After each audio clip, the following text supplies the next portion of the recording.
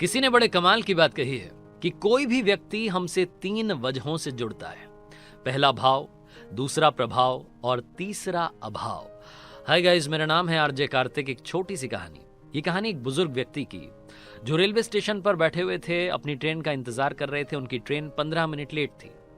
वो एक पुस्तक पढ़ रहे थे। तभी वहां पर एक न्यूलीवेड कपल आता है और वो पति पत्नी आपस में बात कर रहे होते हैं। कह रहे होते हैं कि अरे अच्छा हम टाइम पर पहुंच गए, हमारी ट्रेन लेट है, वरना तो हमारी ट्रेन मिस हो जाती। काफ़ी कुछ कह रहे होते हैं। पति जाकर के पानी की बोतल खरीदता है, फिर देखता है कि आसपास कहाँ बैठा जा सकता है। तो उसे दिखता है कि एक बेंच पर बुजुर्ग बैठे हुए हैं, कुछ पढ़ रहे हैं, उनके पास में जगह खाली है। तो ये पति पत्नी जाकर के वहाँ बैठ जाते हैं। पतिदेव को ज्ञान बघाड़ने का शौक था, शेखी बघाड़ने का शौक था। तो वो देखते हैं कि बुजुर्ग पढ़ क्या रहे हैं। गौर से देखता है तो मालूम चलता है कि बुजुर्ग जो थे वो हमारा पवित्र ग्रंथ रामायण पढ़ रहे होते हैं। तो ये उन्हें ज्ञान देने लगता है कि अरे अंकल जी, कहाँ आप अभी तक पुरानी बातों में अटके हुए हैं, कहाँ आप अभी भी ग्रंथ पढ़ रहे हैं। रामायण को इतनी बार हम टीवी पर देख चुके हैं, इतने सारे सीरियल्स बन चुके हैं, आप अभी भी उन्हीं पुरानी बातों में। अगर आपको अपना ज्ञान बढ़ाना है तो नई चीज़ें, दुनिया में इतने सारे आर्टिकल्स आते हैं, इतनी सारी वेबसाइट्स हैं, उन पर जाइए, नए नए ऑथर्स हैं, उनके बारे में पढ़िए, उनके आर्टिकल्स पढ़िए। इतनी सारी बुक्स आ चुकी हैं, उन्हें पढ़िए। और अगर आपको देखने का शौक है तो इतनी सारी सीरीज़ हैं, इतनी सारी मूवीज अवेलेबल हैं। आजकल तो OTT प्लेटफॉर्म्स हैं, वहां पर जाइए, वो देखिए। काफी कुछ वो कह रहा होता है। बुजुर्ग कुछ नहीं बोलते, मुस्कुरा रहे होते हैं और अपना जो पढ़ रहे थे वो पढ़ रहे होते हैं।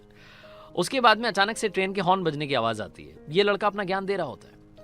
ट्रेन प्लेटफॉर्म पर आ जाती है। बुजुर्ग उठते हैं, अपना बैग उठाते हैं, पीछे वाले दरवाजे से ट्रेन में चढ़ जाते हैं। भीड़ होती है तो अगले वाले दरवाजे से लड़का चढ़ जाता है।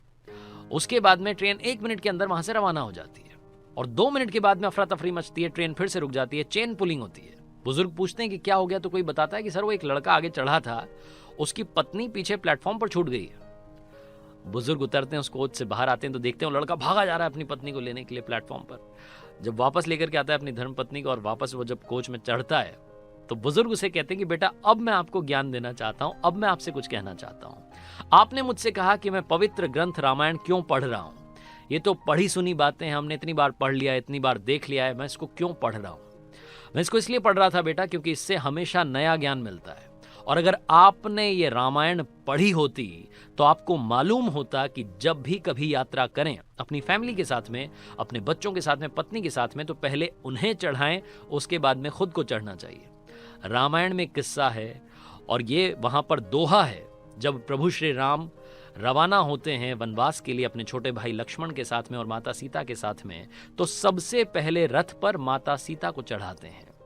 चढ़ी रथ सीय सहित 2 भाई, चले हृदय अवधई सिरुनाई। और एक और इंसिडेंट आता है रामायण में। जब वो नदी पार करने के लिए अपने परम मित्र केवट की नाव में चढ़ते हैं, तब भी वो माता सीता को पहले नाव में चढ़ाते हैं। राम सखा तब नाव मंगाई, प्रिया चढ़ाई चढ़े रघुराई। अगर आपने पढ़ी होती रामायण तो आपको ये बात मालूम होती, लेकिन आपने तो पढ़ी नहीं थी, इसीलिए आप पहले चढ़ गए, अपनी मैडम को प्लेटफॉर्म पर छोड़ दिया। छोटी सी कहानी बहुत बड़ी बात सिखाती है। जिंदगी में हमेशा ग्रंथों को पढ़ते रहिए, काफी कुछ सीखने को मिलेगा, आगे बढ़ने की शक्ति मिलेगी, रास्ता दिखेगा। और याद रखिए, जो हमारे पवित्र ग्रंथ हैं ये हमारे जीने का आधार हैं। आरजे कार्तिक बस यही कहेगा आखिरी में, जो हर बार कहता हूं, ऊपर वाले के आशीर्वाद के साथ, अपनों के प्यार के साथ, हौसले के साथ, मेहनत के साथ कर दिखाओ कुछ ऐसा कि दुनिया करना चाहे आपके जैसा। याद रखिए, हर सोमवार सुबह 9:30 बजे मेरे सोशल मीडिया अकाउंट्स पर देखिए एक नई कहानी।